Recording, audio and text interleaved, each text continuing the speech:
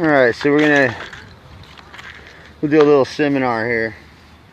This is the type of shit we used out here on the Columbia, and I'm going to show you that it's not that hard to hook up. So I got to find a good spot for you to be, and who knows. Oh gosh, let's see. Maybe.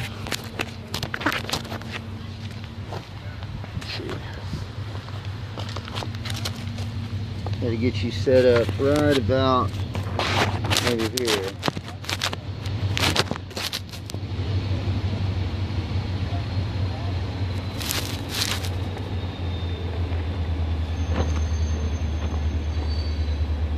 Alright, well, we'll try to keep it low into your area there. First thing you want to do is get some line. And so what I'll do is I'll pull off, this would be my leader. It's about all the line you'll need as far as what, except for what goes onto your main line. And so you pop off your leader, and it's 40 pound. You want 40 pound, man. These are big fish sometimes, so you gotta, and then you pretty much pick your color, you know, at what color you want to use. Watermelon works really good, but what's more important is that you have these blades. Now this would be steelhead here, but I don't know, it may work. So you want the chrome blades, and let's see, apparently we don't have any chrome blades. And so colors are important, and they're specific. Colors that work really well are these. They're called watermelons. They work super well out here. I keep hearing my bell ringing over there, but they're kind of indigenous to the colors of stuff you would eat here. Black works good, especially on a sunny day like today. And so yeah, man, I didn't grab our main box that had all of our really cool trick shit. So I think I am going to use the white though. It's really important to have those flashy wings. See, I don't have to worry about watching my pole because about 15 million other guys are watching it, and so they let you know really loudly when you get a bite if they don't see you responding to it. And so I don't have to be so right on top of my pole. Plus we got big bells. We got big balls, man, on them. Where'd that white one go that had the mirror? Shit, man. Okay, I think I saw one over here. There we go. This is exactly what you want. Now that one looks a little beat up, but the important part is there's still some green on there, so I'll take him. I'll take my leader, and then I need to find a 3-prong hook. These fish, the fall chinook got a pretty good sized mouth, but and one thing that is super important out here is that you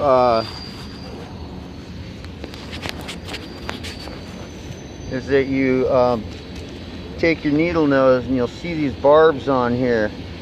Anything in the Columbia, I don't care what you're fishing for, bass or whatever, everything's barbless here because they have protected species in this river. And so it's important to smash down these barbs, and I'll tell you why. If a game warden hits you, it's 130 per point. So what they'll do is they'll do a little test where they drag it along, and if your fucking hook catches their little string, 130 per point. So there's 3 here. Do the math. 390 if you haven't smashed down your hook and it's a 3-prong. Okay, follow me on this, because now we're gonna try to find our leader. Here it is. Okay, so I don't know how many know how to tie a knot, but I'm going to show you. Stick it through the hole, wind it up at least 6 times. I go a little over.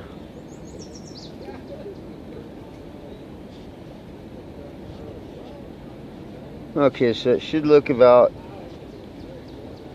you know, about like that.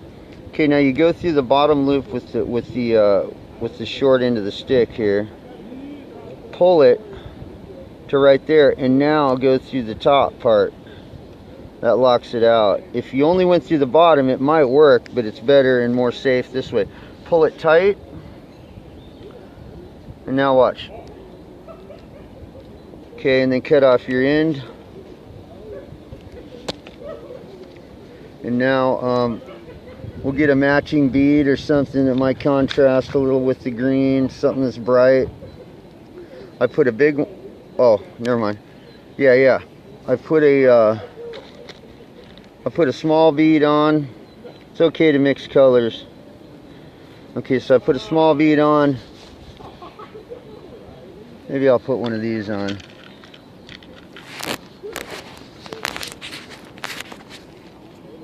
Then I put a watermelon bead on.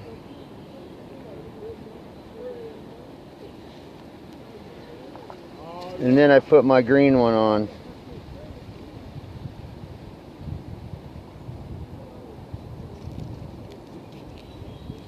I think this is a problem child deal, but we're going to try to make it work. I don't like the way it looks. It's kind of sketchy. And so if it doesn't go all the way through the hole, you just keep turning it until it decides it wants to. It'll eventually go through. Or it won't. I'm actually thinking about using something different anyways. Fuck that one. We're going to use this right here.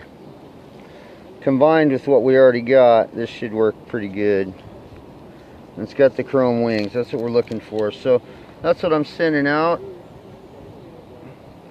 Okay, and then put you back over here real quick. Okay.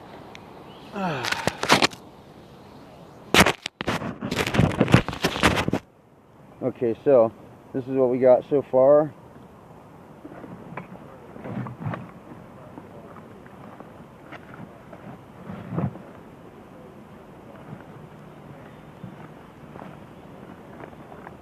Then you need a spreader.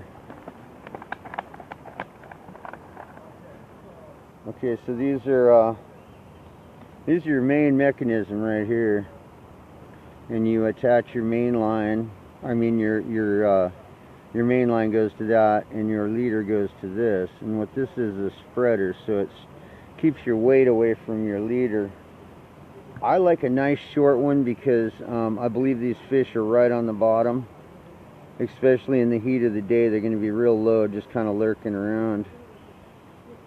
And so once again, I pull it tight through the bottom, and then I loop it back through the top. You would hate to lose a fish. Now here's what sucks. You fucking got this big fish on, you're fighting him, and all of a sudden it just goes loose, right? And you're like, oh, that sucks, he got off. But then it comes in, and you see that all you have at the end of your line is a little coil. That means your knot sucked ass. Hate to tell you. Okay, so we use 12 ounces out here, which is a lot of fucking weight. It would snap most of the poles you guys own, and so we slide that through there. A lot of people will put a lighter leader on their weight so it breaks away. I've found that you save a lot of money by doing it like this, because this thing with 40-pound test on the main line will pull over a rock, and so you can get your shit back. Okay, now the hard part is this. I'll show you a couple. So we're almost done here. Okay, you take this stuff, which is netting, right? And you just get it kind of on there even. You guys all know what this shit is, right? That's tuna, that's right. Tuna and oil only. And you go like this. You put a little bit of that tuna right in there. And you create a ball with it, right? Then you take your string, right? And then you go like this. Give it a nice tight wrap. You want it to be tight. If it's not, the current will have its way with it, and that's never good. Okay, once you get a nice ball like that with it, you take the excess and fold it over, because you don't want that stuff running all feral on you and stuff. And then you wrap it really tight, and once you get it looking like that, a little more cleaner, once you get it looking like that, now you introduce it to the hook, right? And so you grab your hook, and you got it like this, and you set that thing as even as you can on there, and then wrap it around the hooks like this, right? And so, and then just got myself in the eye with that oil. It's kind of important to have it balanced, because you're going to be spinning down there, and well, I don't know, I guess it's not that important. You after you've wrapped it and tied it to the hook, you come around your finger like that, put it through, hold it, and try not to pull too tight, you might break it before it ties the knot. Do that 3 times, snap the string off, and that's your setup right there for uh-oh.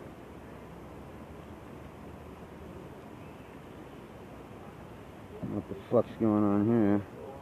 Okay, and so that's your setup right there. Oh. So you got about a 2-foot leader. You got your weight right here. Now here's my main line. I got 2 pulls down here, so I can just do this. So we're gonna clip this, because this is last night's setup.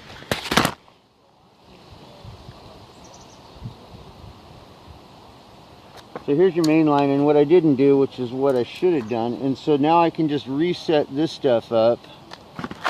What I should have done is, and what you should do before you tie it on, is make sure your line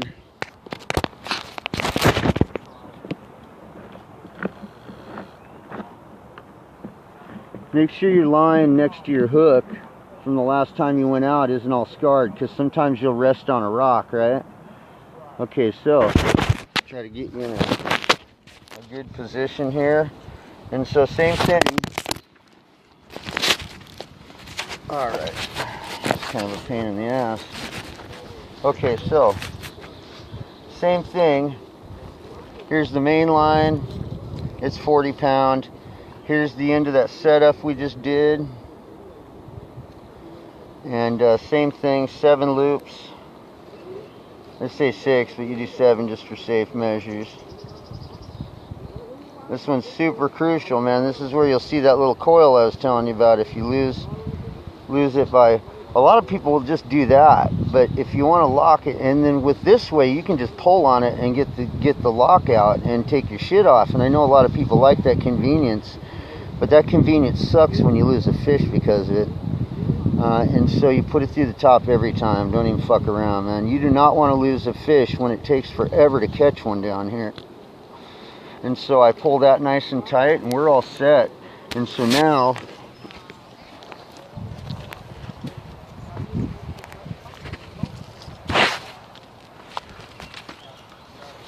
it looks a bit like this. And that's how you set up for salmon fishing here at the Columbia River. And that's how everybody does it. Thank you, and that was your little seminar, and that's my other pole, which I'm going to pull in now, and I'll put this one out. That's ideally the best way to fish the last 2 days of salmon season, is to to have a backup pole. That way you can set it up. I'm pretty sure this one, I'll show you what we deal with here a little bit. I'll put you here and let you watch me pull this one in.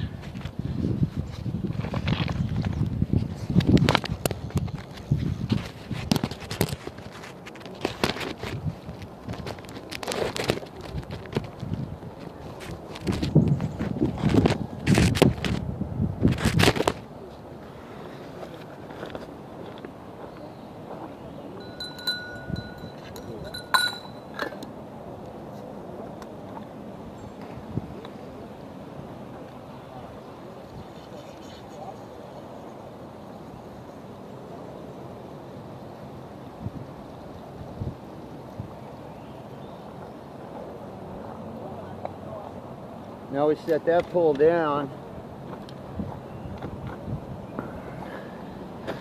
See if we got you a good picture here.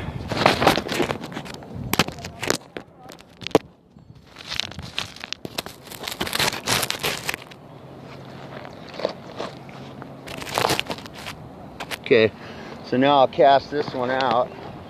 You don't have to go too far, but if you can go out far and stick, it's cool. If you can't, you're gonna piss off these guys over here because you're gonna go all through their shit. So, name of the game is respect down here. Know where you're going, know what you're casting, know where it's gonna stick. And you just cast it on out. And there goes our setup we just set up. Hopefully.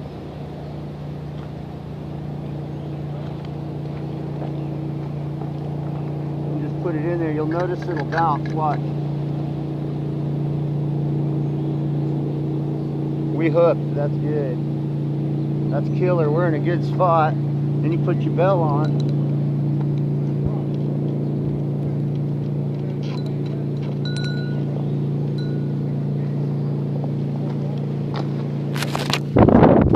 That's an excellent spot. So our little setup we just did is now working for us. You guys take care, man. Always love from Good Earth.